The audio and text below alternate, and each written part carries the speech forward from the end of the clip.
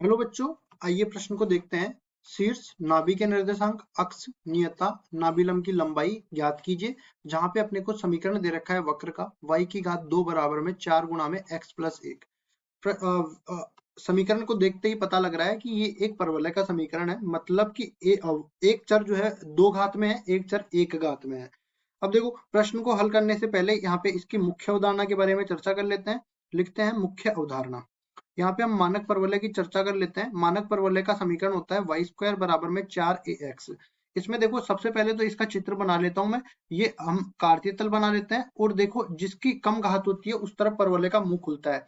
तो x की कम घात है, x की तरफ परवलय का मुंह खुल जाएगा। अब जिस तरफ परवलय का मुंह खुलता है उसी तरफ अपने पास नाभि होती है। नाभि के निर्देशांक इसके लिए अपने पास, चूंकि x अक्ष पे होने वाला है, तो 1,0 नाभि के निर्देशांक हो जाएंगे। यहाँ ये मूल बिंदु से गुजर रहा है तो ये इसका शीर्ष हो जाएगा। और जितनी दूरी पर अपने पास शीर्ष से नाभि होती है उतनी दूरी से शीर्ष से नियता हो जाती है विपरीत तरफ। तो ये आ गई नियता।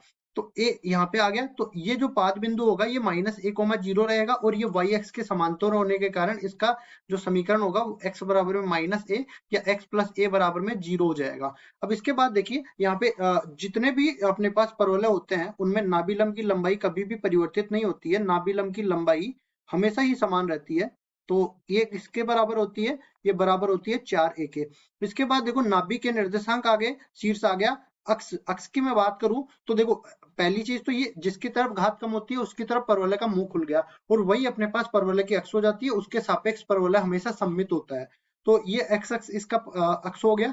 और x अक्ष का समीकरण अपने पास किसके बराबर होता है? y बराबर में 0। y बराबर 0 ये इसके अक्ष का समीकरण हो गया। अब चलते हैं सवाल में। ये सारी जानकारी सवाल में निकाल लेते हैं। उससे पहले हम एक चीज और बता देते हैं। जैसे ये तो शीर्ष मैंने 0,0 के लिए बताया मानक परवलय को। अगर मेरा परवलय 0,0 शीर्ष इससे अल्फा कोमा बीटा हो जाता है, तो यहाँ से अपने पास जैसे y -0 x -0 इसको हम लोग लिख सकते हैं इस तरीके से।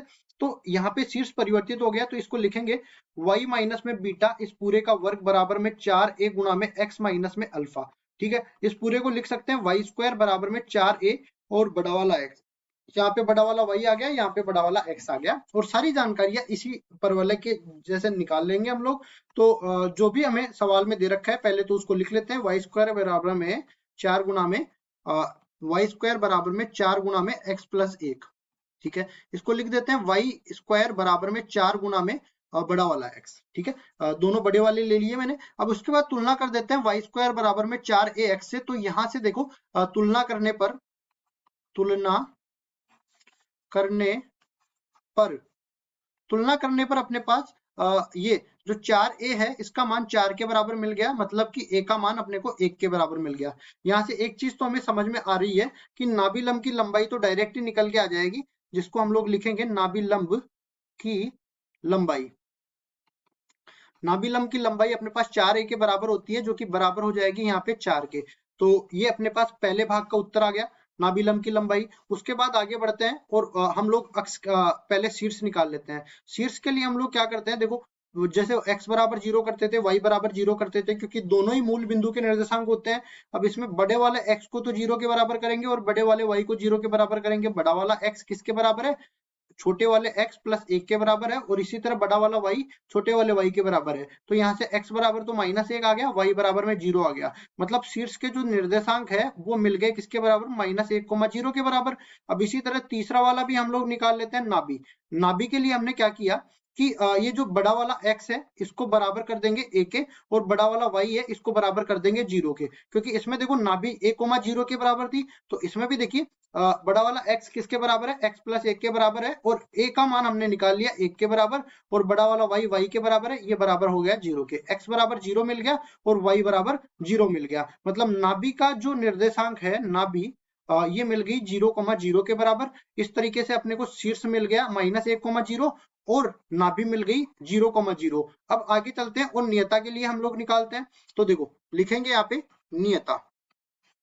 नियता का समीकरण मानक परवलय में क्या था? x बराबर -a के बराबर। तो इसमें बड़ा वाला x बराबर -a हो जाएगा।